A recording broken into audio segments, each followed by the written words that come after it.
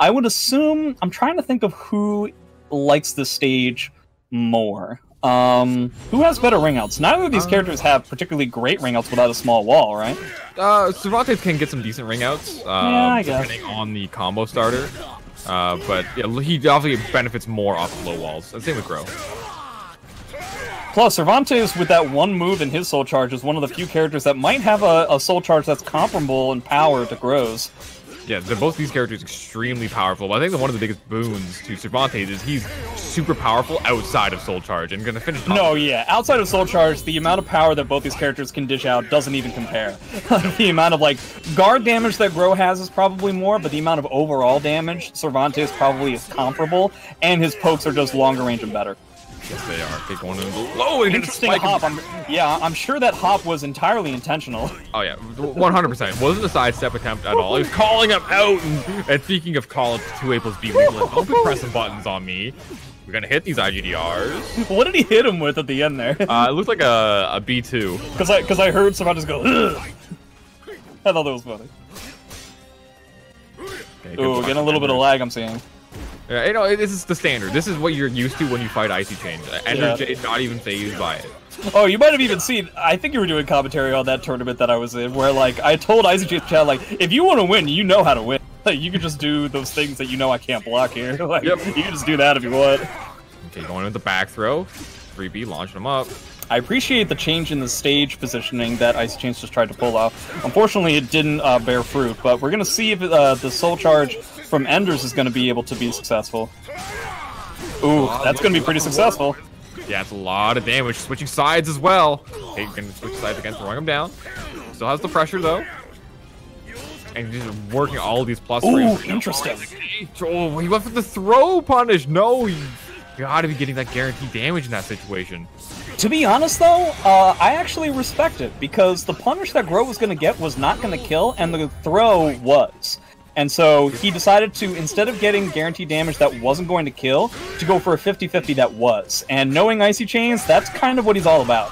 You know, that's a fair point. Icychains always willing to gamble on those situations. Okay, going for the Oki here, Enders. Try to go for the big plus range, but Icychains able to roll out of it.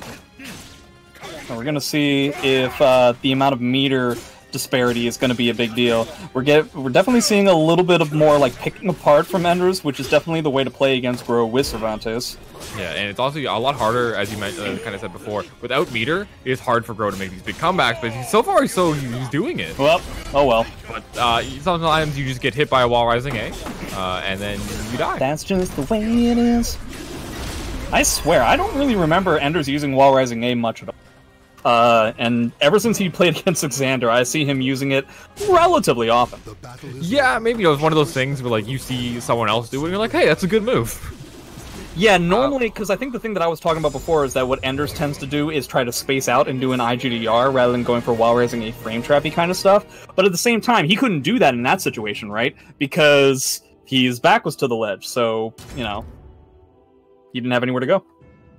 Welcome to the stage of history retold. And I think another thing too could be that he's not necessarily scared of the block punish either, because Grøh's punish for it isn't that huge. Yeah, exactly. This is true.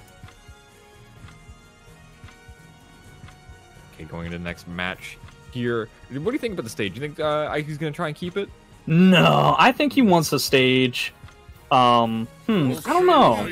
I feel like he's gonna go to a different stage, if only to just refresh the whole situation. So he's gonna go with Indian Port, which is not just based on this tournament alone, is not really his forte, if I remember correctly.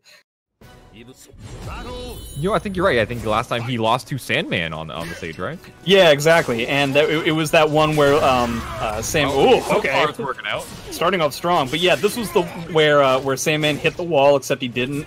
You know what I mean? Yep. And Icychains is just looking to take this with the perfect right now. I really appreciate and respect what Enders tried to do with that round, because it was clearly lost, and so he was just trying to position himself for the unbreakable grab to hit the wall bounce, because I'm pretty sure that Cervantes gets a ring out in that situation on this stage. You know, I didn't think you were going to go there with this conversation. I thought you were going to say, I really appreciate how you were entirely wrong with what you were trying to allude to originally, but, you know... No, what? I would never be that self-deprecating. Who are you talking to? Probably like the king of self-deprecating humor, but you know what else? Ender's J is looking to make a huge comeback and say that first round never happened. But you know what? Look, I'm wrong.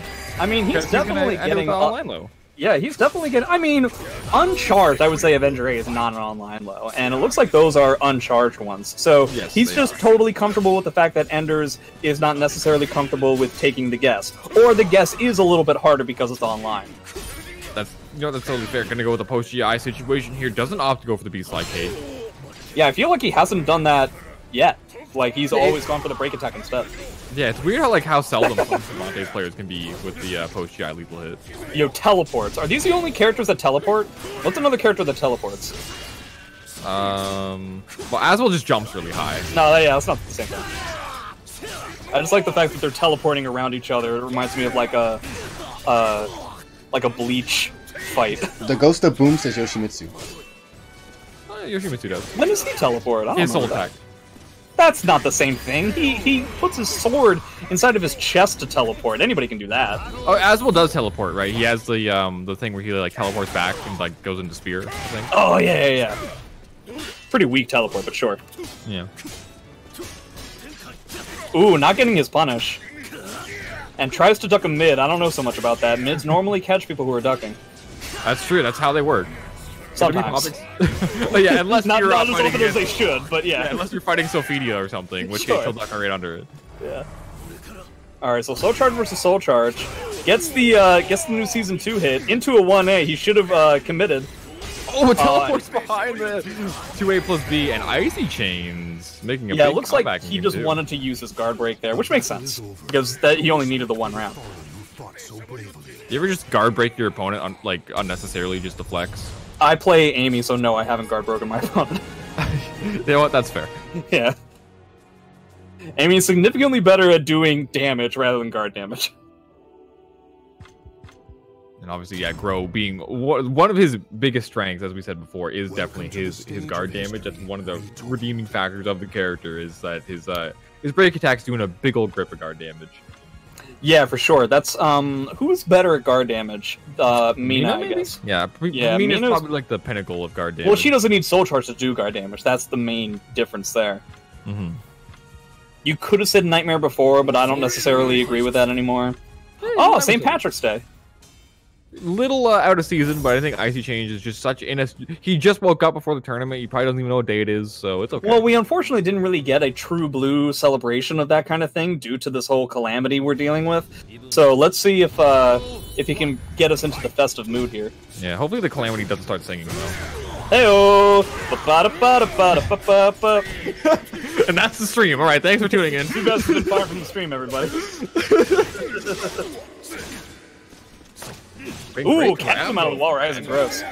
Yeah, not gonna let him do it going with the 3-3-B on Oki, but Icychains just denying all sorts of Oki pressure and pressing buttons like crazy, but pressing buttons is gonna almost lose him the round here. And alright, the Pirate is up one round against the Shamrock Shake. Let's see if he can keep this going. Yeah, only around for a limited time. Yeah, this is the first and maybe even last time that we're gonna see it. This is losers. Oh, sidestepping the A plus B. I don't think he intended there it is. Sidestepping, yeah, finally getting it. Going for the gunshots as well, trying to get that lethal hit ready to go. But uncharacteristically, Ender's J dropping the IGDR. Maybe an online kind of situation. Man, Icychains has been paid with the amount of pressure and damage that he's been getting off of Avenger stuff, which is not necessarily the case for Grøh players. Yeah, it could be the online environment a little bit harder to deal with, right? I do appreciate the fact that Enders is using 2A plus B to a pretty big success as well, but I mean, that's to be expected from a Cervi. Yeah, and he's actually hit him a lot out of Avenger. Slight sidesteps abound. We got Soul Charge from Grøh. We're going to see if Enders decides to use... Oh! Wow. Lightning attack. What a call-out. It is effectively like a Force Block after Soul Charge activation. I mean, it's not like a Force Block, but you can't move after Soul Charge activation. We got the back turn into A6. We got the gunshot lethal hit. Yeah, so dude's ready. Okay. Oh, didn't get the attack throw though. It's could cost him the round potentially. You're able to duck it. Gonna go with the wall rising. A doesn't have the meter though to get the hit. Decides to Icychains tried to roll on the ground to try to mitigate any kind of situation, but unfortunately for him, 2A plus B is a very good move and does hit ground. Soul charge again. As we said before, Grøh soul charge, very powerful. Teleporting behind you, nothing personal. Yeah, it's kind of an issue though that for one, he's not getting a lot of mileage out of it, and for two, he doesn't have the rounds to try and get like the guard damage ramped up here. How many 2A plus B lethal hits have been hit in just this last game? In this game specifically, I would say there's been at least 3.